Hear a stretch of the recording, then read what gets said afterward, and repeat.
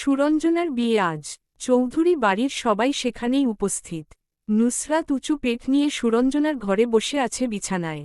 কায়নাত সুরঞ্জনার সাজ দেখছে। বউ সেজে সেও বিয়ে করেছিল। অর্ণ সেদিন মাঝরাতে বউ সাজিয়ে কবুল করেছিল তাকে। পুরনো কথা ভাবতেই হেসে ফেলল সে। অর্ণ বোধহয় বাইরে ভাইদের সাথে। কায়নাত বিছানা থেকে নেমে ঘরের বাইরে এলো। বাইরে এসে জানতে পারল অর্ণ ছাদে গেছে। সে গুটি গুটি পায়ে ছাদে গেল। গিয়ে দেখল ছেলেরা মিলে সিগারেট টানছে। কায়নাতের কপালে ভাঁজ পড়ল। অভিমানী চোখে অর্ণর দিকে তাকিয়ে রইল।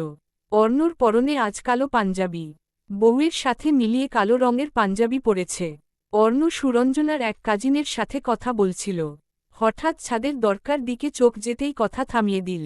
হাতের সিগারেটে কয়েকবার টান দিয়ে নিচে ফেলে পা দিয়ে পিষে ফেলল। তারপর এগিয়ে এলো কিশোরীর কাছে। কায়নাতের সামনে আসতে না আসতেই কায়নাত শাড়ির আঁচল মুখে চেপে ধরে বলল, কাছে আসবেন না আমার। অর্ণ দাঁড়িয়ে গেল। কিছু বলার আগেই কায়নাত অর্ণর দিকে তাকাল। বলল, আমার কথার কোনো দাম নেই আপনার কাছে তাই না? আমি বারণ করার পরও আপনি আবার সিগারেট খাচ্ছেন। অর্ণ মাথা চুলকে বলল, খাই না তো। আজ অনেক দিন পর আবার মিথ্যে কথা বলছেন। কায়নাত বিরক্ত হল। ঘন শ্বাস ফেলে ধুর বলেই পিছু ঘুরে সিঁড়ি বেয়ে নামতে শুরু করল। অর্ণ হতভম্ব। তাড়াতাড়ি সিঁড়ির বেয়ে কায়নাতের পিছু নিল। নিচের ফ্লোরে আসতেই অর্ণ কায়নাতের হাত টেনে ধরল। আশেপাশে অনেক মানুষ। পরিস্থিতি খারাপ হবে বলে কায়নাত চুপ রইল। অর্ণ কাছে টেনে নিয়ে ধীর স্বরে বলল, আর খাবো না সরি। কায়নাত উত্তর দিল না। বললাম তো সরি। কথা বলবে না তুমি? কায়নাত ঘুরে দাঁড়াল। অর্ণর দিকে তাকিয়ে বলল, আপনার কাছে আমার কথার গুরুত্ব কতটুকু সেটা নিজের চোখেই দেখলাম। আর কি বা বলার আছে? কতদিন ধরে সিগারেট ধরি না দেখেছ তুমি? আজকে অনেকদিন পর ছুঁয়েছি। ভালো করেছেন। সেই সময় কায়নাত হাত ছাড়িয়ে সুরঞ্জনার ঘরে ঢুকল। বিকেল বেলা বিয়ে পড়ানো হল। সুরঞ্জনার ইচ্ছে না থাকলেও খোকনকেই কবুল করতে হল। শেষে সন্ধ্যার পর বিদায় হল। রাতে চৌধুরী বাড়ির সবাই খাওয়া দাওয়া করেই ফিরল। প্রেম আর আদাল মিলে নুসরাতকে তার ঘরে দিয়ে এসে যে যার ঘরে গেল। পরের দিন সকাল সকাল বাড়িতে এলো স্বার্থ এবং শেহের। হাতে নানারকম ফল। হবু শ্বশুর বাড়ি বলে কথা। স্বার্থ নিশার ঘরে এলো। নিশা হাতের নখ কাটছিল। স্বার্থকে দেখেই সব ছুঁড়ে মেরে ঝাপটে জড়িয়ে ধরল। স্বার্থ শব্দ করে হাসল। নিশার মাথায় হাত বুলিয়ে বলল, নেশার বাচ্চা পাগল হয়ে গেছিস? নিশা হঠাৎ স্বার্থর চাপ দাড়িওয়ালা গালে ঠোঁট ছুঁয়ে বলল, তোমাকে কত মিস করেছি জানো? কষ্টের ঠেলায় সকালে খাইনি আমি। স্বার্থ ঠোঁট চেপে হাসল। নাটকবাজ মেয়ে একটা। নিশা ছেড়ে দিল স্বার্থকে। হামাগুড়ি দিয়ে বিছানায় বসে স্বার্থকে বসতে দিল। স্বার্থ পা উঠিয়ে বসল। নেল কাটার হাতে নিয়ে নিশার হাত টেনে ধরে বলল, আম্মু তোকে বাসায় নিয়ে যেতে বলেছে আজ। তোর জন্য কাচ্চি রান্না করবে। নিশা অবাক হয়ে বলল, আন্টি যেতে বলেছে? হ্যাঁ। আম্মুকে বলে নিয়ে যেও। না বলে গেলে আমাকে বকবে। আচ্ছা। স্বার্থ সুন্দর করে নিশার নখগুলো কেটে দিল। নিশা স্বার্থর দিকে তাকাল। চোখ ছোট ছোট করে মাথার চুলের দিকে তাকিয়ে বলল, তোমার তো চুল পেকে যাবে কয়েকদিন পর। কানাডা যাওয়ার আগে বিয়েটা করে যাও। স্বার্থ নিশার কপালে টোকা মারল। ফাজিল, আগে পড়াশোনা শেষ কর। ততদিনে তুমি বুড়ো হয়ে যাবে তো। কায়নাতকে দেখেছ? কি সুন্দর জামাই নিয়ে সংসার আর পড়াশোনা দুটোই করছে। ওদের বিয়েটা তো স্বাভাবিক ছিল না সোনা। তোকেও বিয়ে করব, তার আগে নিজেকে স্ট্রং কর। আমি তো স্ট্রং। স্বার্থ দুষ্টু হাসল। ভ্রু উঁচিয়ে বলল, উহুম, আরও স্ট্রং হতে হবে। এই স্বার্থকে সামলাতে হলে। নিশা স্বার্থকে থামিয়ে দিয়ে আতঙ্কিত হয়ে বলল, ইস, তুমি ভীষণ খারাপ হয়ে যাচ্ছ স্বার্থ ভাই। স্বার্থ নিশাকে কাছে নিয়ে এলো। কাঁধে হাত রেখে চিবুক উঁচিয়ে বলল, শুধু তোর জন্য। স্বার্থ আজ দ্বিধা না করে আলতো করে নিশার ঠোঁটে চুমু খেল। নিশা চমকে উঠল। চোখ বড় বড় করে স্বার্থর দিকে তাকিয়ে রইল। এক মুহূর্ত যেন শ্বাসই নিতে পারছিল না। স্বার্থ হালকা হেসে আবারও তার ঠোঁটে নরম চুমু এঁকে দিল। তারপর নিশার গাল ছুঁয়ে ফিসফিস করে বলল, সরি, বিয়ের আগে এভাবে চুমু খাওয়ার জন্য। কিন্তু নিজেকে আটকাতে পারিনি। নিশার বুক টিপটিপ করছে। চোখে অদ্ভুত লজ্জার ছা। কথা বেরোতে পারছিল না মুখ দিয়ে। কিছুক্ষণ পর হঠাৎ মুখ ফিরিয়ে বিছানার চাদর টেনে মুখ ঢাকল। গলা কেঁপে উঠল তার। আর কখনো এমন করো না। আমি তো ভয় পেয়ে গিয়েছিলাম। স্বার্থ হেসে নিশার কানের কাছে ঝুকল। প্রমিস, আর করব না। নিশা মুখ তুলল, লাজুক চোখে এদিক ওদিক তাকিয়ে বলল, যাও তো। যাব কেন? আমি ফ্রেশ হয়ে রেডি হয়ে নিচে আসছি। আমার সামনেই রেডি হো। নিশা কটমট করে তাকাল। খারাপ লোক, বের হও ঘর থেকে তাড়াতাড়ি। স্বার্থ শব্দ করে হাসল। বিছানা থেকে নেমে হঠাৎ পিছু ঘুরে নিশার চোয়াল চেপে ধরে ঠোঁটে গাঢ় চুমু খেয়ে বলল, লাভ ইউ সোনা, তাড়াতাড়ি আয়। স্বার্থ বেরিয়ে গেল ঘর থেকে। নিশা ঠোঁটে হাত রেখে পাথরের মতো বসে রইল। লজ্জায় চোখ মুখ খিচে বন্ধ করে হাত পা ছড়াছড়ি করল। স্বার্থকে দেখলে আজকাল ভীষণ লজ্জা লাগে। লোকটা কেমন কেমন করে যেন তাকায়। খুলনায় চৌধুরী বাড়ি দুপুরের খাবারের আয়োজন করা হচ্ছে। বাড়িতে রাহেলা বানু এসেছেন। নিধির পড়াশোনা নিয়ে ব্যস্ত থাকলেও প্রেমের সাথে ঘণ্টা সময় নিয়ে কথা বলে। এই তো কিছুক্ষণ আগে কথা হয়েছে।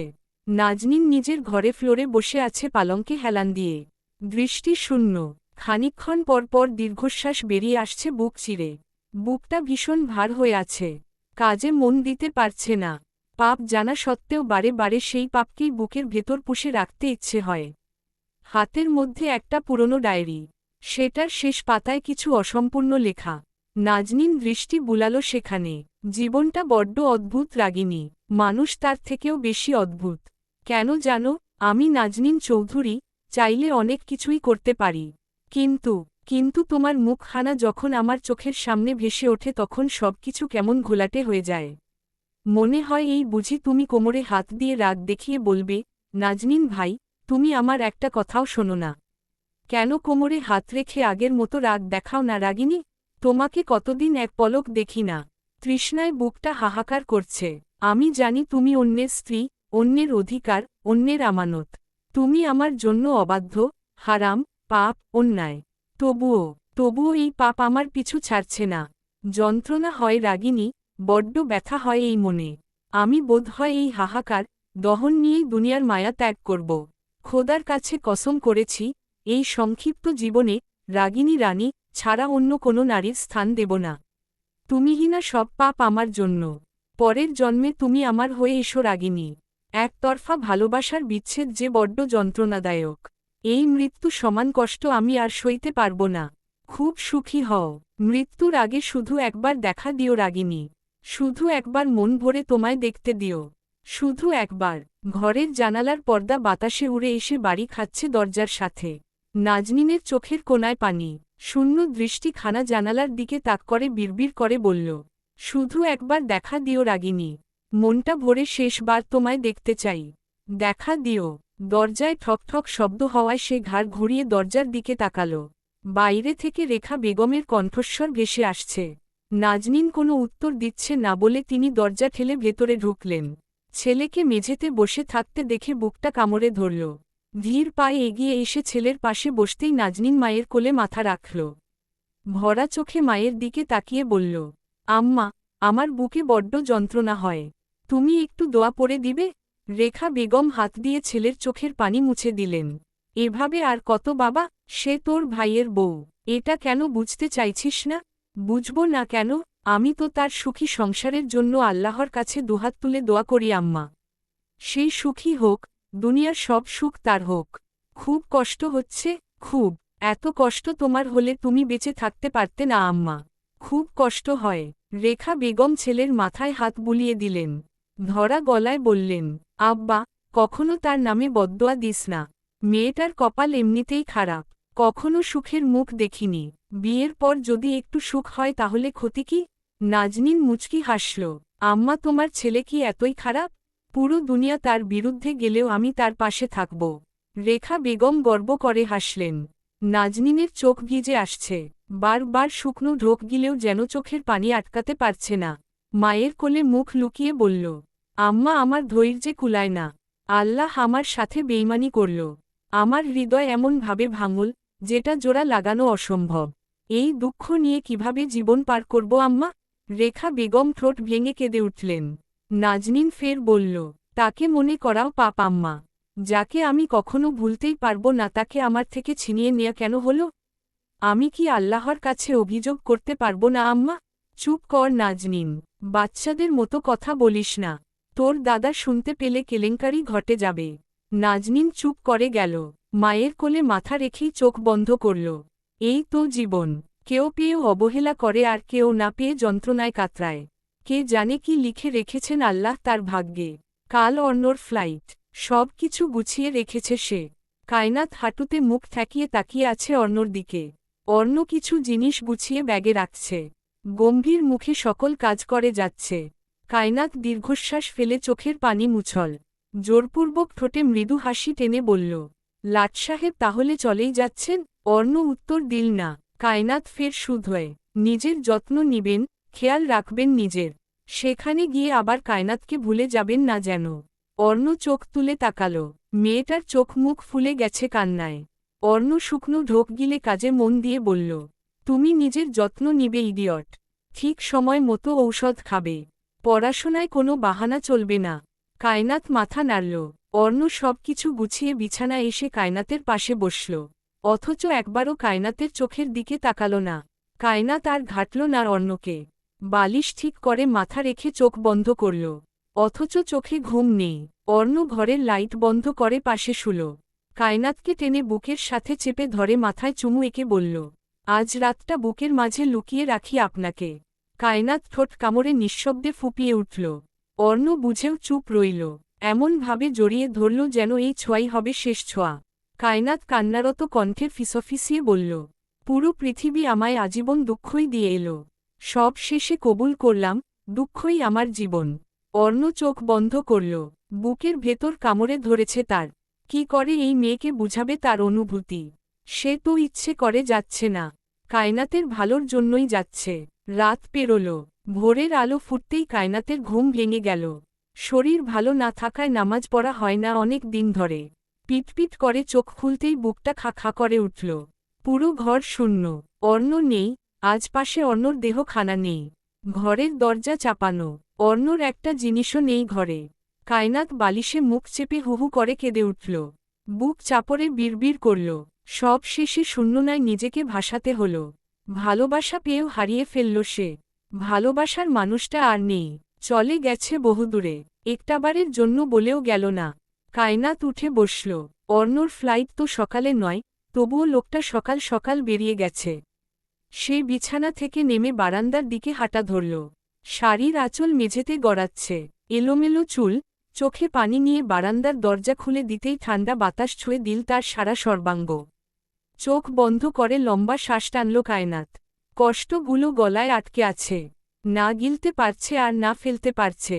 সকালে বেহরুজ বেগম এলেন কায়নাতকে খাবার খেতে ডাকতে। মেয়েটা আজ খেতে নিচে নামেনি। তিনি ঘরে ঢুকে দেখলেন কায়নাত বিছানার এক কোণায় খাটের সাথে হেলান দিয়ে বসে আছে। বিধ্বস্ত মুখশ্রী, এলোমেলো চুল। তিনি তাকিয়ে রইলেন বাচ্চা মেয়েটার দিকে। ছেলেটার প্রতি আজ ভীষণ রাগ হচ্ছে তার। তিনি এগিয়ে এলেন নিকটে। কায়নাতের পাশে বসে মাথায় হাত রাখতেই কায়নাত চমকে উঠল। বেহরুজ বেগম তৎক্ষণাৎ বলে উঠলেন, ভয় পেও না। কায়নাত চোখের পানি মুছে ঢোক গিলে বলল, কিছু বলবেন আম্মু? খাবে না তুমি? কত বেলা হয়েছে দেখেছ? তোমার না ঔষধ আছে? আমার একটুও খিদে নেই আম্মু।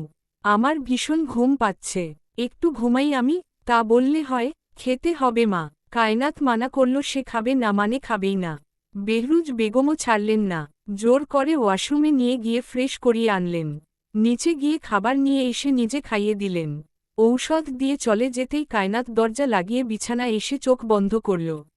সত্যি একটু ঘুম দরকার, যন্ত্রণা কমানোর জন্য হলেও একটু ঘুম দরকার। ভাবি আপনি ভাইয়ের কল রিসিভ করেন না কেন? কায়নাত প্রেমের প্রশ্নের উত্তর দিল না। প্রেম ঠোঁট কামড়ে ভাবির ভাবভঙ্গি বুঝার চেষ্টা করেও ব্যর্থ হল। ডাইনিং টেবিলে সবাই কায়নাতের দিকে তাকিয়ে আছে। নিশা খাওয়া বন্ধ করে কায়নাতের চোখের নিচে কালি পড়া মুখটার দিকে তাকিয়ে শুকনো ঢোক গিলল। মাশফিক চৌধুরী, বেহরুজ বেগম ও বেলি বেগম নিজেদের মুখ দেখাদেখি করলেন। প্রেম ফের কিছু বলতে গেলে মাশফিক চৌধুরী চোখের ইশারায় বারণ করলেন। কায়নাত খাবার খেয়ে বাড়ির গাড়িতে উঠে কলেজের উদ্দেশ্যে রওনা হল। মাঝে কেটেছে দুদিন, শরীরটা আগের থেকেও বেশি খারাপ হয়েছে। রাতে ঘুম হয় না। কায়নাত চোখ বন্ধ করে সিটে শরীর এলিয়ে দিল। অর্ণর সাথে তার একবারও কথা হয়নি। এরই মধ্যে কম হলেও অর্ণ হাজারবার কল করেছে। বাড়ির মানুষদের কল করে কায়নাতকে চেয়েও কথা বলতে পারেনি। ড্রাইভার কায়নাতকে কলেজের সামনে নামিয়ে দিতেই কায়নাত দুর্বল শরীরটা টেনে টুনে ভেতরে ঢুকল। নিশা নুসরাতের ঘরে বসেছিল। অর্ণর কল আসায় তাড়াতাড়ি ভিডিও কল রিসিভ করতেই চমকে উঠল। ভাইয়ের কি অবস্থা হয়েছে এই দুদিনে? নিশা আদুরে গলায় বলল, ভাইয়া তুমি খাও না ঠিক মতো? এই অবস্থা হয়েছে কেন তোমার? অর্ণ বলল, কাজের চাপ বেড়েছে। নুসরাতের কি খবর? ওর শরীর ভালো আছে? হ্যাঁ, ভালো আছে। তোর ভাবি কই? কলেজে গেছে। পড়ছে ঠিক মতো? তুমি যাওয়ার পরের দিন থেকেই কলেজে যাচ্ছে। কিন্তু ভাইয়া, ওর শরীরটা বোধহয় ভালো না। ঔষধ খাওয়াবি সময় মতো। অর্ণ হালকা কেশে বলল, ওর ফোনটা দুদিন ধরে বন্ধ কেন? নিশা জানে না কিছু। সে ভাইয়ের সাথে বেশ কিছুক্ষণ কথা বলে কল কেটে দিল। নুসরাত কপাল কুঁচকে নিশাকে বলল, ওদের মধ্যে ঝামেলা হয়েছে নাকি? জানি না। নুসরাত দীর্ঘশ্বাস ফেলল। ফোন হাতে নিয়ে দেখল শেহের মেসেজ দিয়েছে। নুসরাত ঘন ঘন শ্বাস ফেলে চোখ বন্ধ করল। সব কিছু কেমন এলোমেলো লাগছে তার। কোথাও একটু শান্তি নেই। কায়নাত বাড়ি ফিরল। বাড়ি ফিরে গোসল করে নামাজে দাঁড়াল। নামাজ শেষে জানামাজে বেশ অনেকক্ষণ শুয়ে রইল চোখ বন্ধ করে। চোখ বন্ধ করে কিছুক্ষণ শুয়ে থাকার পর হঠাৎ গলায় দলা পাকিয়ে উঠল। মাথা ঝিমঝিম করছে। আকস্মিকভাবে উঠে দৌড়ে গেল ওয়াশরুমের দিকে। ওয়াশবেসিন ধরে বমি করতে করতে নিঃশ্বাস বন্ধ হয়ে আসছিল তার। শরীর কাঁপছে, ঠোঁট শুকিয়ে গেছে। কয়েক মিনিট ধরে বমি করার পর সে ক্লান্ত হয়ে মেঝেতে বসে পড়ল। হাত দিয়ে বুক চেপে ধরে হাঁপাচ্ছে। ওই সময় ঘরের বাইরে দিয়ে যাচ্ছিল বেলি বেগম। ওয়াশরুম থেকে শব্দ পেয়ে দরজায় কড়া নাড়লেন। কায়নাত, কি হয়েছে? দরজা খোল। কায়নাত কোনো জবাব দিল না। শরীরটাকে সামলে উঠে কল খুলে মুখে পানি ছিটাল। তারপর আস্তে আস্তে দরজা খুলল। বেলি বেগম তাকিয়ে রইলেন কায়নাতের মলিন মুখে। চোখ দুটো কোটরের ভেতরে ঢুকে গেছে, ঠোঁট ফ্যাকাশে। আল্লাহ, এই কি অবস্থা হয়েছে তোর? একদম ভালো লাগছে না তোকে দেখে। চল, আমি ডাক্তার দেখাতে নিয়ে যাই। কায়নাত মাথা নাড়ল। না নানি, আমি ভালো আছি। ভালো আছিস মানে? বমি করে এলি, মুখটা সাদা হয়ে আছে, শরীরও শুকিয়ে গেছে।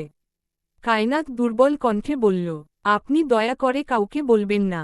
আমি একটু শুয়ে নিলেই ঠিক হয়ে যাব। ঔষধ তো খাচ্ছি, ঠিক হয়ে যাব ইনশাআল্লাহ। বেলি বেগম দীর্ঘশ্বাস ফেলে চুপ করে রইলেন। ভেতরে ভেতরে তিনি চিন্তিত হয়ে উঠলেন। কায়নাত ঘরে এসে বিছানায় শুয়ে পড়ল। কাঁথা টেনে মাথা ঢেকে নিল। চোখ বন্ধ করল, কিন্তু ভেতরে ভেতরে বুকটা ভার হয়ে আছে। অর্ণর কথা মনে পড়ছে, তার কণ্ঠ, অচেনা অভিমান, কলগুলোর ভিড়। তবু হাত বাড়িয়ে ফোনটা নিতে সাহস পাচ্ছে না। অপর পাশেই ফোনের পর্দায় অর্ণ কলিং ভেসে উঠল আবারও। কিন্তু কায়নাত নিস্তব্ধ হয়ে শুয়ে রইল। অর্ণর সাথে কথা বলার মতো শক্তি তার নেই। মানুষটার সাথে কথা বললে আবার কাঁদবে সে। সে আর কাঁদতে চায় না। পুরো জীবনটাই তো কাঁদতে কাঁদতেই পার হল। এত দুঃখের ভিড়ে নিজেকে খুঁজে পাওয়া যেন বড্ড কঠিন। দিন গেল আরও সপ্তাহখানিক। গধূলি বিকেল বেলা নিশা বের হয়েছে বাড়ি থেকে। স্বার্থর সাথে সে আজ শপিং করতে যাবে। বাড়ি এসে স্বার্থ তাকে নিয়ে গেছে। দুজন আজ নিজেদের গাড়িতে নয়, বরং রিকশা করে যাচ্ছে। নিশার হাতের মুঠোয় স্বার্থর হাত। হঠাৎ স্বার্থ বলল, কায়নাতের কি হয়েছে? নিশা দীর্ঘশ্বাস ফেলে বলল, ওকে তো ডক্টর দেখান হয়েছিল ভাইয়া থাকতে। কিন্তু দিন দিন শরীর আরও বেশি খারাপ হচ্ছে। ভাবছি আজ বাড়ি গিয়ে আব্বু আম্মুকে বলে জোর করে হসপিটালে নিয়ে যেতে হবে। চিন্তার বিষয়, অর্ণর সাথেও আমার কথা হচ্ছে না প্রায় সপ্তাহখানিক হয়েছে। আমারও। ভাইয়াকে লাইনে পাই না। মার্কেটে গিয়ে মেহরাব আর শেহেরও যোগ হলো তাদের সাথে। সুরঞ্জনার বিয়ের পর আজ প্রথম মেহরব বাসা থেকে বের হয়েছে। শেহের জোর করে নিয়ে এসেছে। রাতে তিনজন মিলে চৌধুরী বাড়ি এলো। নিশাকে তিনজন মিলে আজ শপিং করে দিয়েছে। টাকা যা ছিল সব বোধহয় সেই ফুরিয়ে এসেছে। সাইমা ওদের জন্য হালকা খাবারের ব্যবস্থা করল। নুসরাত নিচে থাকায় শেহেরের সাথে দেখা হয়ে গেল। না সে উঁচু পেট নিয়ে উঠে সিঁড়ি বেয়ে উপরে যেতে পারছে আর না শেহেরের সামনে থাকতে পারছে। শেহের দূরত্ব রেখে নুসরাতের পাশে বসল। স্বাভাবিক কণ্ঠে শুধাল, তোমার শরীর ভালো আছে এখন? নুসরাত মাথা নাড়ায়। শেহের বলে, এখনো রেগে আছো? কিসের রাগ? শেহের হাসল। নুসরাত দেখল সেই হাসি। তার খারাপ লাগছে। শেহের চাপা শ্বাস ফেলে সামনে তাকাল। এত আনিজি ফিল করছো কেন? নর্মাল হওয়ার ট্রাই করো। তুমি কাল মেসেজ দিয়েছিলে, খোঁজ খবর নিলেও কি তোমার সমস্যা হবে? নুসরাত শুকনো ঢোক গিলে মাথা নিচু করল। হওয়াটা স্বাভাবিক। তোমার অনুভূতি আলাদা, তোমার তো নয়। তাহলে নিশ্চিন্তে থাকো। নুসরাত আর কথা বলল না। রাতে খাওয়া দাওয়ার পর স্বার্থরা চলে গেল। বেলি বেগম ও বেহরুজ বেগম একবার এসে কায়নাতকে দেখে গেছেন। আধারে ঢাকা ঘন কালো বারান্দায় নিশ্চুপ হয়ে বসে আছে কায়নাত। কাউকে জড়িয়ে ধরতে পারলে বুকটা হালকা হতো। হাতে ছোট একটা প্যাকেট। কম্পিত হাতে সেদিকে তাকিয়ে শুকনো ঢোক গিলল। ধীর পায়ে উঠে ওয়াশরুমে গিয়ে মিনিট খানিক পর হাউমাউ করে কেঁদে উঠল সেখানেই। ওয়াশরুমের ঠান্ডা মেঝেতে বসে মুখ চেপে ধরে কান্না করছে মেয়েটা। কান্না যেন থামছেই না। শরীর কাঁপছে, চোখের পানি থামাতে পারছে না। বুকে হাত থাপড়ে নিজেকে শান্ত করার চেষ্টা করেও ব্যর্থ হল। শব্দগুলো তার ভেতরটাকে কাঁপিয়ে দিচ্ছিল। মাথার ভেতরে ভয়, অনিশ্চয়তা আর শূন্যতা একসাথে আঘাত করছে। দেয়ালের সাথে মাথা ঠেকিয়ে চোখ বন্ধ করল। শ্বাস নেয়ার শক্তি নেই। অর্ণর মুখটা মনে পড়ল। কণ্ঠ, আদেশময় দৃষ্টি, তার নীরব ভালোবাসা। কায়নাত মুখে পানি ছিটিয়ে ঘরে এলো। ফোন বাজছে আবার কেটে যাচ্ছে। অর্ণর ফোন। কায়নাত কাপা হাতে ফোনটা হাতে তুলে নিল। বেশ কয়েকবার কল কেটে যাওয়ার পর শেষে কল রিসিভ করে কানে ধরল।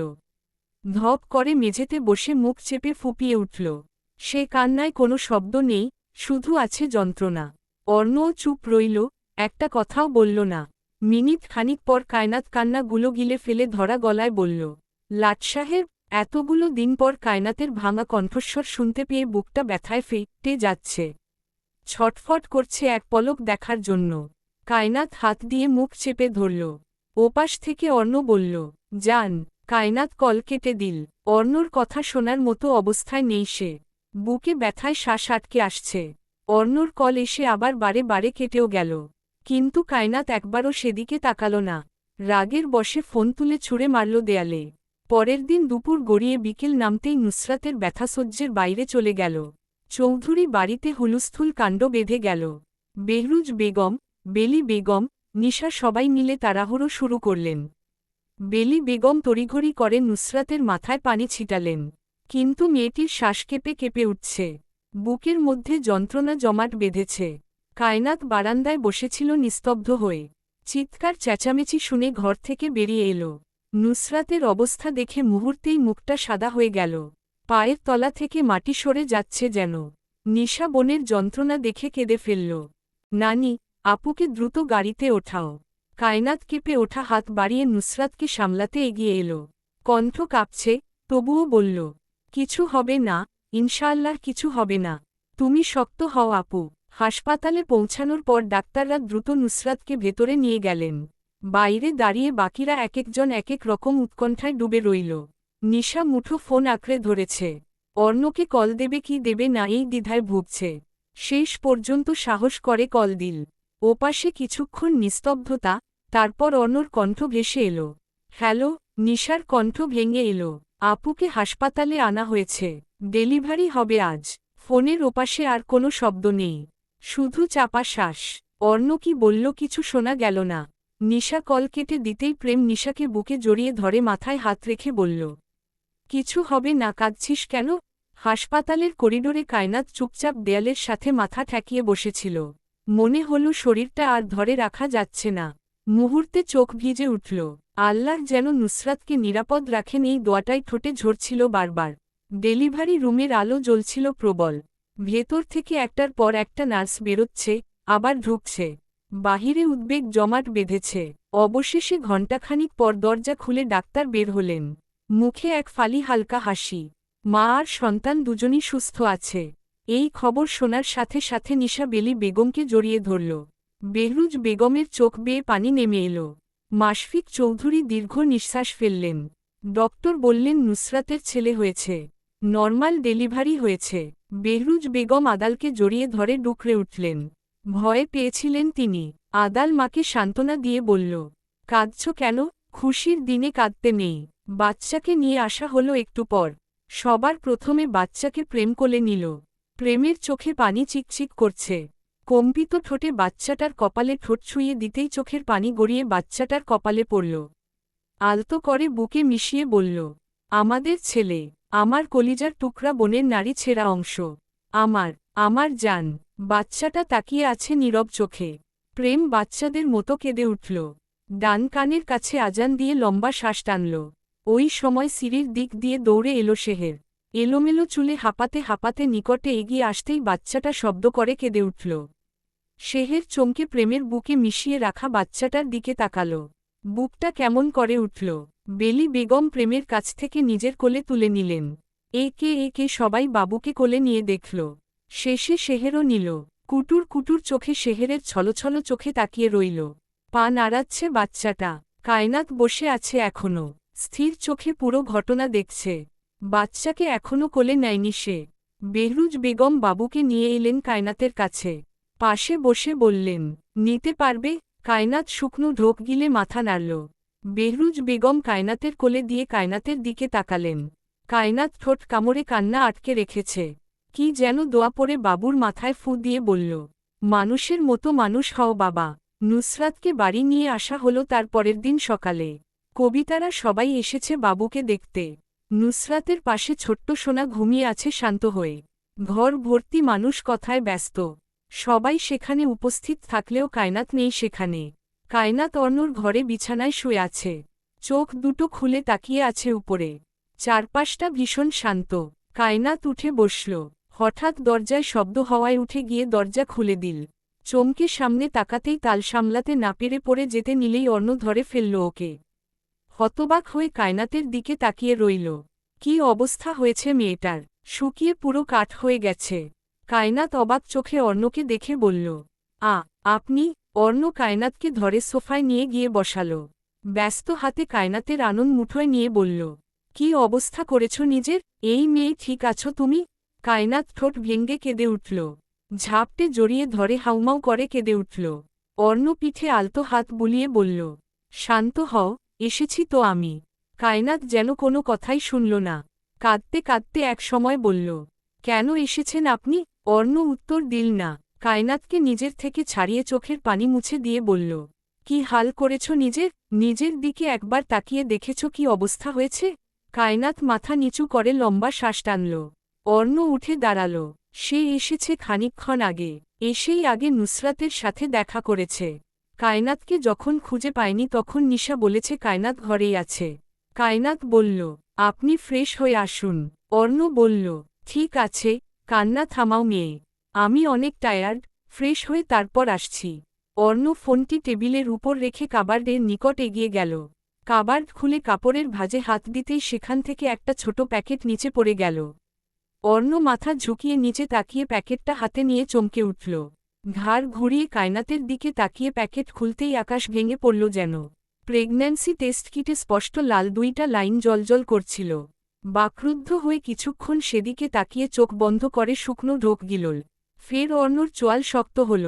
প্যাকেটটা ছুঁড়ে মারল দেয়ালে। কণ্ঠে ক্রোধ নিয়ে বলল, এসব কি? ভয়ে শাড়ির আঁচল মুখে চাপল মেয়েটা। শরীর কাঁপছে অস্বাভাবিকভাবে। কাঁদতে কাঁদতে চোখ মুখ ফুলে একাকার। অর্ণ কাছে এগিয়ে এলো। কায়নাতের চোয়াল চেপে ধরে মুখ উঁচিয়ে বলল, তুমি প্রেগন্যান্ট হলে কিভাবে? এই মেয়ে, উত্তর দাও। ঔষধ খাওনি তুমি? খেয়েছ কিনা বলো? কায়নাতের কান্নার তীব্রতা বাড়ল। অর্ণ রেগে টেবিলের উপর রাখা কাচের গ্লাসটা ফ্লোরে ছুঁড়ে মারতেই কাচের টুকরোগুলো ছড়িয়ে ছিটিয়ে গেল। কাচেরটি টেবিলে লাথি মারতেই সেটা ঝনঝন করে ভেঙে গেল। কাঁদতে কাঁদতে মেয়েটার হেঁচকি উঠে গেছে। নিজেকে এমনভাবে গুটিয়ে নিয়েছে যেন অর্ণ তার ধারের কাছেও না আসতে পারে। অর্ণর চোখ দুটো লাল হয়ে উঠেছে রাগে।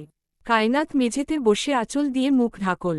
শরীরটা কাঁপছে অবিশ্বাস্যভাবে। অর্ণ দাঁতে দাঁত চেপে জিজ্ঞেস করল, টেস্ট কবে করেছ? কায়নাত মাথা নিচু করে কাঁদতে কাঁদতে বলল, কাল রাতে। অর্ণ মুষ্টিবদ্ধ হাত শক্ত করে বলল, এই সন্তান এখন দরকার নেই। আমি এখন কোনো বাচ্চা চাই না। অবুশন করবে তুমি? কায়নাত ভয়ে জমে গেল। মুহূর্তের জন্য মনে হলো তার বুকের ভেতর থেকে হৃৎপিণ্ড কেউ টেনেছি রে নিয়ে যাচ্ছে। আপনি কি বলছেন? এটা আমাদের সন্তান। আমার শরীরে বেড়ে উঠছে আপনারই রক্তমাংস। আপনি নিজের সন্তানকে রে ফেলতে চান? অর্ণ গর্জে উঠল, হ্যাঁ, এটাই চাই আমি। তুমি বুঝতে পারছো না? এখন কোনো বাচ্চা আমাদের প্রয়োজন নেই। কায়নাত হাহাকার করে কেঁদে উঠল। আপনি কেমন মানুষ? নিজের সন্তানকে রে ফেলতে চাইছেন? আপনার হৃদয় কি কোনো মায়া নেই? অর্ণ হাত মাথায় চাপল। তার বুকের ভেতর অস্থির ঝড় বয়ে যাচ্ছে। কায়নাত আরও কাছে এসে অর্ণর পা জড়িয়ে ধরে বসে পড়ল। ফুপিয়ে বলল, আমার কিছু চাই না, কিছুই চাই না। শুধু এই প্রাণটাকে বাঁচিয়ে রাখতে চাই। আল্লাহর দেয়া এই উপহারকে আমি রে ফেলতে পারব না। আপনি যদি চান আমি একা মানুষ করব, কিন্তু এই সন্তান আমি রতে পারব না। আল্লাহর দোহায় লাগে এমন কথা বলবেন না। অর্ণর চোখে ব্যথা আর রাগ একসাথে ভাসছে। সে চোয়াল শক্ত করে কায়নাতের দিকে তাকাল। তুমি বুঝতে চাইছ না কায়নাত। আমি বলছি এই বাচ্চা এখন রাখা যাবে না। নিজের সাথে সাথে তুমি বাচ্চাটাকেও মারতে চাইছ? তোমার বয়স কত? ডক্টর কি বলেছিল মনে নেই তোমার? কায়নাত ফুপিয়ে উঠল। না, আমি মারতে পারব না। আপনি যদি আমাকে ছেড়েও যান তবুও আমি এটা করতে পারব না। নিজের সন্তানকে দিতে পারব না আমি। অর্ণ স্তব্ধ হয়ে গেল। দুই হাত মুষ্টিবদ্ধ করে কায়নাতের দিকে তাকিয়ে রইল। তার চোখে জল জমে উঠছে, কিন্তু সে ফিরিয়ে নিল মুখ। ঘরে ভাঙা কাচের টুকরো ছড়িয়ে আছে, আর মাঝখানে কাঁদতে কাঁদতে স্বামীকে আঁকড়ে ধরে বসে আছে কায়নাত। লম্বা শ্বাস টানল অর্ণ, কণ্ঠে দৃঢ়তা বজায় রেখে বলল, আমি যেটা বলেছি তুমি সেটাই করবে। কায়নাত চোখ শক্ত করে অর্ণর বুকে ধাক্কা দিয়ে নিজের থেকে দূরে সরিয়ে দিল। চোখ ভর্তি পানি নিয়ে চিৎকার করে বলল, আপনি একটা অমানুষ। নিজের সন্তানকে মারতে চাইছেন। একটা অমানুষকে এতদিন ভালোবেসে এসেছি। ছি! অর্ণ ঘরে ভাঙচুর শুরু করল। কায়নাত ভয়ে দরজার এক কোণায় দাঁড়িয়ে কাঁপছে। এতটা হিংস্র রূপ এর আগে সে কখনো দেখেনি। পুরো ঘর মুহূর্তের মধ্যে এলোমেলো হয়ে এলো। ঘরের চিৎকার চেঁচামেচি শুনে বেহরুজ বেগমরা হুড়মুড়িয়ে প্রবেশ করলেন ভেতরে। কায়নাতকে এক কোণায় দাঁড়িয়ে ভয় কাঁদতে দেখে বেহরুজ বেগম চমকে উঠলেন। অর্ণর এহেন অবস্থা দেখে কিছুই বুঝে উঠতে পারলেন না। ড্রেসিং টেবিলের কাচ ভেঙে হাতের ফাঁকে ফাঁকে ঢুকে গেছে। হাত থেকে গোলগোল করে রক্ত ঝরছে। আদাল দৌড়ে গিয়ে ভাইকে পেছনে থেকে ঝাপটে ধরল। থামো, কি করছো এসব? অর্ণ ঝাড়া মেরে আদালকে সরিয়ে দিল। বেহরুজ বেগম কায়নাতকে বুকে জড়িয়ে ধরেছেন। তিনি বুঝতে পারছেন না কি হয়েছে। ছেলেটা খানিকক্ষণ আগে ফিরল আর এরই মধ্যে এদের মাঝে হলোটা কি? বেহরুজ বেগম ধমকে উঠলেন ছেলেকে। কি হচ্ছে অর্ণ? পাগলের মতো করছো কেন? কায়নাত কাঁদছে কেন? সেটা ওকে জিজ্ঞেস করো, ও কেন কাঁদছে?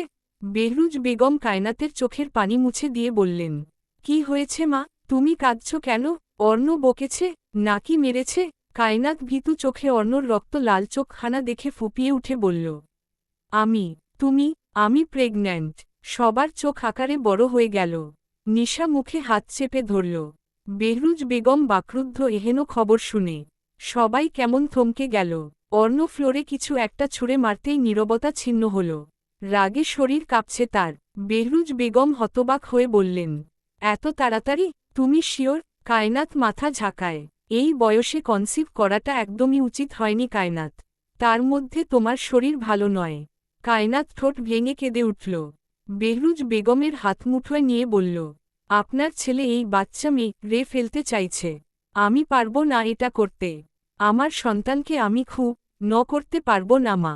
বেহরুজ বেগম ছেলের দিকে তাকালেন। অর্ণ রেগে তাকিয়ে আছে কায়নাতের দিকে। তিনি কি বলবেন বুঝে উঠতে পারলেন না। বেলি বেগম পাশ থেকে ক্ষিপ্ত হয়ে বললেন, বললেই হলো, বাচ্চা না নেয়ার থাকলে কায়নাতের কাছে গিয়েছিল কেন? বাচ্চাটা গর্ভে যখন এসেই গেছে তখন এসব কথা উঠছেই বা কেন? বেহরুজ বিরক্ত মায়ের যুক্তি দেখে। স্বামী স্ত্রী কাছে যাবে না? অর্ণ দাঁত চেপে বলল, ওর যে অসুস্থ এটা তোমরা জানো না? ডক্টর কি বলেছিল? তাছাড়া ওর বাচ্চা নেয়ার বয়স হয়েছে। ওকে আমি হাজারবার বুঝানোর পরও কেন এই ভুলটা করল? ভুল যখন হয়েই গেছে তখন এসব বলে আর লাভ কি? লাভ নেই। আমি চাই না এই বাচ্চা। কায়নাত গায়ের আঁচল শরীরে ভালো করে জড়িয়ে শক্ত চোখে অর্ণর দিকে তাকাল। মেঝেতে থুথু ফেলে বলল, আপনি অমানুষের থেকেও জঘন্য। এই মুখ আমাকে কখনো দেখাবেন না। কায়নাত সবাইকে ঠেলে ঘর থেকে বেরিয়ে গেল। অর্ণ বিছানায় বসে মাথা ঝুঁকিয়ে চুল টেনে ধরল। বেজরুজ বেগম আতঙ্কিত হয়ে আদালকে বললেন, আদাল তোর ভাবিকে থামা, যা ওকে বাড়ির বাইরে। শোনো অর্ণ, এখন মাথা ঠান্ডা রাখতে হবে। বাচ্চা তো আর সে একা জন্ম দেয়নি। তুমি বাচ্চাটার বাবা। মেয়েটা একটা ভুল করে ফেলেছে, তাই বলে কি বাচ্চা নষ্ট করা সম্ভব? আল্লাহ নারাজ হবেন। তিনি খুশি হয়ে কায়নাতের কোল আলো করার জন্য গর্ভে সন্তান দিয়েছেন, বুঝেছ? অর্ণ মাথা নিচু করে নানির কথা শুনল। বুক চিরে দীর্ঘশ্বাস বেরিয়ে এলো। নিজের বিধ্বস্ত ঘরের ফ্লোরে মাথা ঝুঁকিয়ে বসেছিল সে। নানি বিছানায় বসে বুঝাচ্ছিলেন অর্ণকে। অর্ণ বিষণ্ণ কণ্ঠে শুধোয়, আমার কি বাবা ডাক শুনতে ইচ্ছে করে না নানি? আমারও তো ইচ্ছে করে আমার সংসারেও আমার ছোট ছোট বাচ্চা থাকবে, সারাদিন বাবা বাবা বলে পাগল বানিয়ে ফেলবে। আমারও তো ইচ্ছে হয়, কিন্তু কায়নাত ভীষণ ছোট, অবুঝ কিশোরী এক নারী। অর্ণ মাথা নিচু করল, কণ্ঠ কিছুটা ধীর হয়ে এলো। মেয়েটা পাগল বানিয়ে ফেলেছে আমাকে। কি করব কিছু বুঝতে পারছি না। ও অসুস্থ, এই সময়ে বাচ্চা কনসিভ করাটা কত রিস্কও জানেই না। আমি সব হারাতে পারলে ওকে হারাতে পারবো না নানি। তোমার এত ওভার রিয়াক্ট করা মোটেও উচিত হয়নি। তুমি ঠান্ডা মাথায় তার সাথে কথা বলতে পারতে। এত বারণ করার পরও ও আমার কথা শোনেনি। এত তারা কিসের? ওর বয়স হলে আমি নিজেই বাচ্চা নেয়ার কথা ভাবতাম।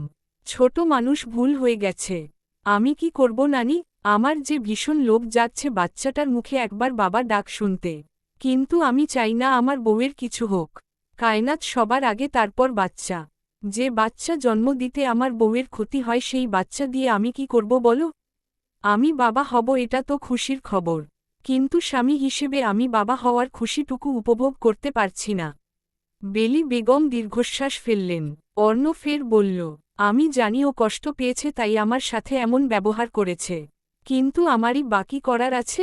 আল্লাহ না করুক, ওর যদি কিছু হয়ে যায় তখন আমি কি করব? অবুঝের মতো একটা কাজ করে ফেলেছে, কিছু তো করার নেই। কিন্তু নানুভাই একটা কথা বলি শোনো, বাচ্চাটা যখন গর্ভে এসেই গেছে তুমি আর নষ্ট করার কথা বলো না। আল্লাহর কাছে দুহাত তুলে দোয়া চাও, মেয়েটার চিকিৎসা করাও, আল্লাহ চাইলে মা বাচ্চা দুজনেই সুস্থ থাকবে। অর্ণ চোখের উপর হাত রাখল। বেলি বেগম দেখলেন ছেলেটার চোখের কার্নিশ বেয়ে জল গড়িয়ে পড়ছে। অর্ণ চোখের পানি মুছল, ঢোক গিলে ধরা গলায় বলে, ওকে আমি খুব ভালোবাসি নানি। ওর কিছু হলে আমি বাঁচব না। এই বাচ্চাটা আমি চাই না নানি। বেলি বেগম দীর্ঘশ্বাস ফেললেন। খানিকক্ষণ পর আদাল এসে বলল, আশেপাশে অনেক খুঁজেছে তবুও পায়নি কায়নাতকে। অর্ণ চিন্তিত বদনে উঠে দাঁড়াল। স্বার্থদের জানিয়ে বাড়ি থেকে বের হল তখনই। জুনাইরার বাসায়ও গিয়েছিল অর্ণ, তবে কায়নাতকে পায়নি। ফুপুমার বাসায় গিয়ে জানতে পারল কায়নাত এসেছিল, 2000 টাকা নিয়ে আবার তখনই চলে গেছে। Underscore underscore underscore. বিকেল হয়েছে, সন্ধ্যা ঘনিয়ে আসছে। গ্রামের চারপাশে এখন মানুষ গিজগিজ করছে। কেউ কাজ করছে তো কেউ বাজারের রাস্তায় হাঁটছে। খালি মাঠে গ্রামের বাচ্চাগুলো খেলছে। সরু রাস্তা ধরে এক কিশোরী হেঁটে যাচ্ছে সামনের দিকে। গায়ে সাধারণ একটা শাড়ি, মাথায় আঁচল চেপে হাঁটছে সামনের দিকে। মিজান দেওয়ান, বাড়ির সামনে এসে থামল কায়নাত। গেটে ধাক্কা দিতেই খুলে গেল। পা বাড়িয়ে ভেতরে পা রাখতেই শরীরটা ভেঙে এলো। পুরো উঠোন জুড়ে ঘাস আর গাছের পাতা দিয়ে ময়লার ভরে গেছে। সে গুটি গুটি পায়ে বাবার কবরের কাছে এগিয়ে এলো। ঘাসের উপর বসে বাবার কবরে আলতো হাত ছুঁয়ে দিল। তোমার মতো এই পৃথিবীর প্রত্যেকটা মানুষ স্বার্থপর বাবা। বাস্তবতা এত তিক্ত কেন বলতে পারো? যতবার একটু সুখ ভিক্ষা চেয়েছি ঠিক ততবার হাজারগুণ দুঃখ এসে হাজির হয়েছে আমার সামনে। কেন বাবা, এই অভাগীকে জন্ম না দিলেই হতো না? তুমি তো দিব্যি শুয়ে আছো, কিন্তু আমার তো কোনো কুল কিনারা নেই। কায়নাত বাবার কবরখানায় খুব যত্ন করে হাত বুলিয়ে দেয়। ভেজা চোখে সেদিকে তাকিয়ে থাকে কিছুক্ষণ। বাতাস বইছে চারপাশ জুড়ে। সে শাড়ির আঁচল দিয়ে মাথা ভালো করে ঢেকে পা গুটিয়ে বসে। পেটে এক হাত রেখে আরেক হাত কবরে বুলিয়ে মুচকি হেসে বলে, জানো বাবা, তোমার মেয়ে মা হবে। এই আমার পেট দেখছ, এখানে তোমার নাতি কিংবা নাতনি আছে। আমার গর্ভে ছোট্ট একটা প্রাণ এসেছে। কায়নাত নাক টানল। বাচ্চাদের মতো ঠোঁট উল্টে ধরা গলায় বলল, তুমি জানো বাবা, আমাকে সবাই অনেক বকাঝকা করেছিল বাচ্চা নিয়েছি বলে। আমার তো কিছু চাই না। আমার শুধু একটা সুখী পরিবার চাই, যেখানে আমার স্বামী থাকবে, আমাদের একটা সন্তান থাকবে। যদি আল্লাহ চায় তাহলে আমার প্রাণ নেয়ার কারোর ক্ষমতা আছে বলো? যদি এই ছোট্ট প্রাণটাকে পৃথিবীর আলো দেখাতে আমার মৃত্যু হয় তাহলে মৃত্যুও কবুল, কবুল সেই মৃত্যু যার বিনিময়ে আমার সন্তান এই পৃথিবীর আলো দেখতে পারবে। দুনিয়া ছাড়ার আগে যেন আমি আমার বাচ্চাটার মুখখানা একবার দেখতে পারি বাবা। তোমার মতো পাষাণ বানিয়ে যেন আল্লাহ আমার মৃত্যু না দেয়। কায়নাতের বাবার বাড়িটা চৌধুরী বাড়ির পাশের গ্রামে। কায়নাত সোজা এই গ্রামের স্ট্যান্ডে নেমেছিল একবার বাবার কবরখানা দেখার জন্য। আদৌ সে চৌধুরী বাড়ি যাবে নাকি বুঝতে পারছে না। আর তো কোনো জায়গা নেই যাওয়ার মতো। কায়নাত উঠে দাঁড়াল। সন্ধ্যার আজান দিয়ে দিবে কিছুক্ষণের মধ্যে। সে পিছু ঘুরল, আর চোখে বাবার কবরের দিকে তাকিয়ে লম্বা শ্বাস ফেলে বাড়ি থেকে বেরিয়ে গেল। চৌধুরী বাড়ি ফিরতে ফিরতে চারপাশ অন্ধকার হয়ে এসেছে। কায়নাত দাঁড়িয়ে রইল বাড়িটার সামনে। এই বাড়ি তার স্বামীর। কায়নাতের বুক ভার হয়ে এলো। গুটি গুটি পায়ে মহলের সামনে এসে সদর দরজায় শব্দ করল। কিছুক্ষণ পর জয়া এসে দরজা খুলে দিতেই ভূত দেখার মতো চমকে উঠল। কায়নাত ভালো মন্দ কিছু না বলে ভেতরে ঢুকল। কেউ তো নেই নিচে। সেই সিঁড়ি বেয়ে উপরেও উঠে গেল।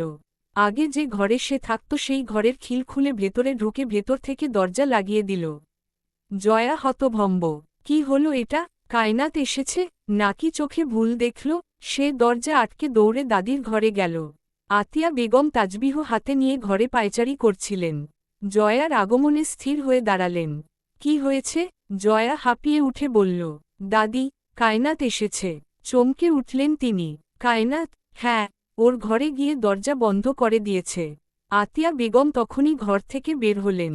বাড়িতে তখন যে যার ঘরে অবস্থান করছিলেন। হাসান আর নাজনীনকে নিয়ে আজগর চৌধুরী বাইরে গেছেন। আতিয়া বেগম এক প্রকার দৌড়ে এলেন কায়নাতের ঘরের সামনে। দরজা থাপড়ে বললেন, কায়নাত, দরজা খোল। ভেতর থেকে কোনো শব্দ এলো না। জয়া দাদির দিকে তাকাল। বলল, ওকে স্বাভাবিক লাগছিল না দাদি। কেমন যেন চোখ মুখ ফুলেছিল। তুমি জানো, আজ ওর গায়ে বোরকাও ছিল না। বাড়ির সাধারণ কাপড় জড়ানো ছিল। আতিয়া বেগম চমকে তাকালেন। কি বলছিস এসব? সত্যি দাদি। তিনি দরজায় অনেকবার শব্দ করার পর খানিকক্ষণ যেতেই কায়নাত দরজা খুলে দিল। আতিয়া বেগম তাকালেন মেয়েটার দিকে। হয়তো গোসল করতে ওয়াশরুমে ঢুকেছিল। ভেজা চুলে তোয়ালে পেঁচানো, গায়ে এই বাড়ির কাপড়। তিনি ভেতরে ঢুকলেন। কায়নাতের আনন মুঠোয় নিয়ে বললেন, কি হয়েছে তোর? এই অবস্থা কিভাবে হলো? একা এসেছিস গ্রামে? কায়নাত দাদির হাত সরিয়ে বিছানায় গিয়ে পা ঝুলিয়ে বসল। আতিয়া বেগম জয়াকে বললেন, তুই যা, নিধিকে বল হালকা নাস্তার ব্যবস্থা করতে।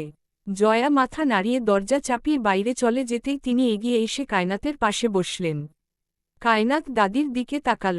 নিচু স্বরে বলল, তোমার নাতির সংসার বোধ হয় আর করা হবে না দাদি। কি বলছিস এসব? পাগল হয়ে গেছিস? আমি প্রেগন্যান্ট দাদি। আতিয়া বেগম হতবাক হয়ে গেলেন এই কথা শুনে। খানিকক্ষণ পর খুশিতে কায়নাতের হাতমুঠোয় নিয়ে বললেন, এটা তো খুশির খবর। অর্ণকে বলেছিস? কায়নাত মাথা নিচু করল। ছলছল দৃষ্টি ফ্লোরে রেখে ঠোঁট কামড়ে ধরল কান্না আটকানোর জন্য। আতিয়া বেগম চিন্তিত হলেন। মাথায় হাত বুলিয়ে বললেন, কি হয়েছে বুড়ি? উনি এই বাচ্চা চায় না দাদি। চায় না মানে? স্টো করে ফেলতে চাইছেন। আতিয়া বেগম আতকে উঠলেন। কি বলছিস তুই? স্টো কেন করতে চাইছে? কায়নাত সব কিছু খুলে বলল। সব কিছু শোনার পর আতিয়া বেগম চুপ রইলেন বেশ কিছুক্ষণ। কায়নাত আর চোখে দাদির দিকে তাকাল। তিনি বললেন, অর্ণর জায়গায় ঠিকই আছে। এই শরীর নিয়ে বাচ্চা গর্ভে ধারণ করা বোকামি হয়েছে। কায়নাত হাঁটু মুড়ে বসে সেখানে মাথা ঠেকিয়ে হুহু করে কেঁদে উঠল। বুকের মাঝে যেন পাথর দিয়ে কেউ বারে বারে পাঁজরগুলো ভেঙে দিচ্ছে। আতিয়া বেগমের মুখে রক্ত শূন্য। কি বলবেন তিনি? কায়নাত নিজের বুকে হাত চেপে ধরে জোরাল কণ্ঠে বলল, তোমরা আমাকে কি মনে করো দাদি? কোনো মা তার সন্তানের খারাপ চায়? উনার সাথে আমার সম্পর্ক স্বাভাবিক হয়েছে আরও অনেক আগে। এতদিন কিছু হয়নি। উনি বিদেশ যাওয়ার আগে এই রোগ ধরা পড়ল। আমি তো জানতাম না দাদি এত কিছু হয়ে যাবে। ওই দিনের পর তো উনার সাথে আমি থাকিনি, তাহলে বুঝতাম কি করে আমি প্রেগন্যান্ট হব? আতিয়া বেগম শুকনো ঢোক গিললেন। কায়নাত আহাজারি করে বলল, আমিও চাই না আমার সন্তানের কিছু হোক। সে যখন আমার গর্ভে চলেই এসেছে, আমি ওকে স্টো করব না দাদি। আমি পারব না এটা করতে। কায়নাত মাথা তুলে তাকাল। দাদির হাত শক্ত করে ধরে বলল, ওকে পৃথিবীর আলো দেখাতে হলে যদি আমার মৃত্যু হয় তাহলে সেই মৃত্যুও কবুল। আমার প্রাণটুকুর বিনিময়ে আমার সন্তান ভালো থাকুক, এইটুকুই চাওয়া আমার। কিছু হবে না তোর। এখন কান্না থামা। তুই অন্যায় করেছিস।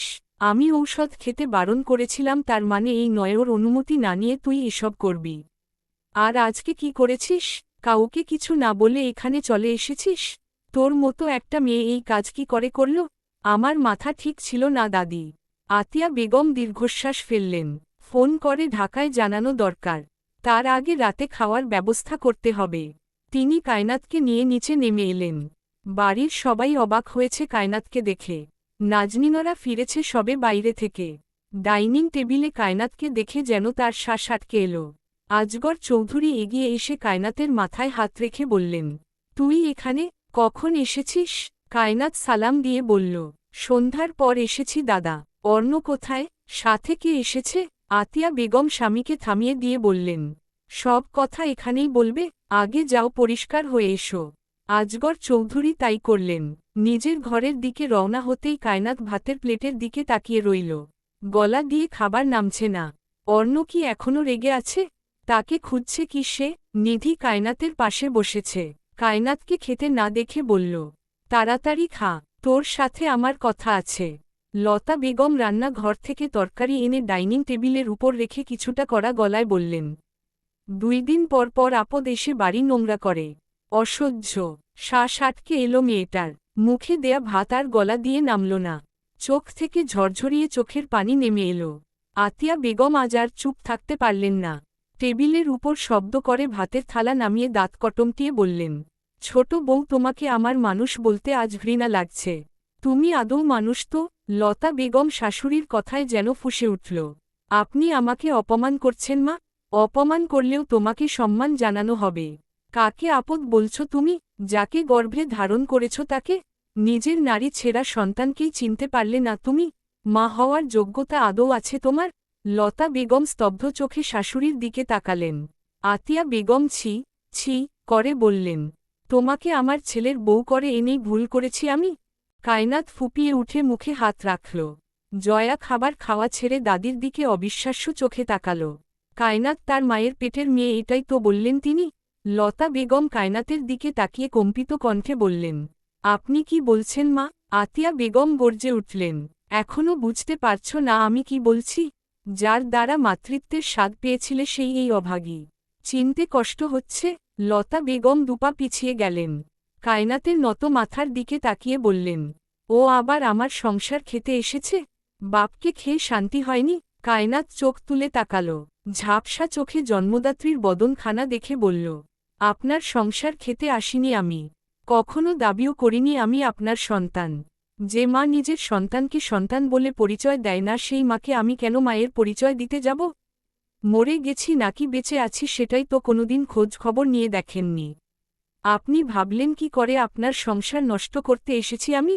তাহলে কেন এসেছিস? বাপ মরেছে, তুই মরলি না কেন? পুরো ড্রয়িং রুম থমথমে হয়ে গেল। নাজনীন দম আটকে পরিস্থিতি দেখছে। চাইলেও যেন কিছু বলতে পারছে না। নিধি চাচির মুখে এহেন কথা শুনে আঁচল দিয়ে চুপ চাপল। একজন মা কি করে এমন কথা বলে? কায়নাত মায়ের মুখ খানা দেখল। পরাণ ভরে দেখল। রাগে লাল হয়ে গেছে মায়ের মুখ। তার মা তারই মৃত্যু কামনা করছে। কায়নাত চেয়ার ছেড়ে উঠে দাঁড়াল। চোখের পানি মুছে এঁটো হাত ধুইয়ে বলল, আমি তো মরেই গেছি। আমি আর বেঁচে আছি কই? দেহে প্রাণটা ছাড়া আর কি বা আছে আমার? জন্মের সময় বাপকে খেয়েছি, তারপর যে বড় করে মানুষ করল তাকে খেয়েছি। বিয়ের পর সবার গলার কাটা হয়েছি। আমার মতো অভাগী আর দুটো আছে বুঝি? আমি তো চাই এই প্রাণটাও শেষ হয়ে যাক। আল্লাহ তো নেয় না। আল্লাহ আমার প্রাণটা না নিলে আমি মরব কি করে বলুন? আত্মহ তত্ত্বা মহাপাপ না হলে লায় রি দিয়ে অনেক আগেই ঝুলে যেতাম। লতা বেগম চোয়াল শক্ত করে বললেন, জন্মের পর তোকে গলা টিপে মারা উচিত ছিল আমার। অভিশাপ হয়ে পৃথিবীতে এসেছিস তুই। সুখ তোর কপালে নেই, মরেও শান্তি পাবি না। লতা বেগম হনহন করে প্রস্থান করলেন সেখান থেকে। কায়নাত বুকে হাত চাপড়ে বিড়বিড় করে বলল, মরণও তো হয় না মা। আল্লাহ যে আমাকে একটু বেশি ভালোবাসে। মৃত্যু দিলে সে এত কষ্ট কাকে দিবে?